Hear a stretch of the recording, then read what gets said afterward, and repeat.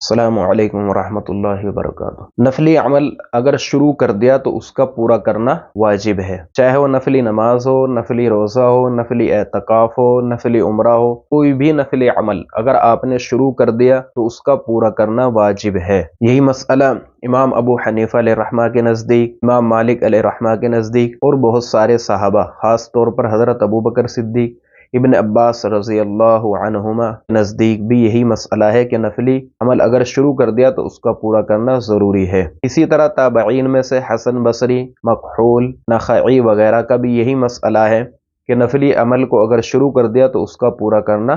ضروری ہے۔ پھر ایک اور مسئلہ، اگر آپ نے 4 رکعت شروع کی ہیں اور ابھی آپ نے 1 یا 2 ہی رکعت پڑھی تھی، تیسرے رکعت کے لیے آپ کھڑے ہی نہیں ہوئے تھے اور اس سے پہلے ہی آپ نے نماز توڑ دی، تو آپ کو صرف اور صرف 2 رکعت کی قضا کرنی ہے، 4 رکعت کی قضا نہیں کرنی ہے، کیونکہ نفل 2 رکعت ہوتی ہے، یعنی اخیر کی 2 رکعت تیسری رکعت کے لیے جب آپ کھڑے ہوں گے اس وقت شروع ہوگی۔ جب آپ نے نماز شروع کی تھی تو ابھی 2 ہی رکعت شروع ہوئی تھی اور اسی کو آپ نے توڑ دیا، تو صرف 2 ہی رکعت کی قضا کرے گا، 4 رکعت کی قضا نہیں کرے گا۔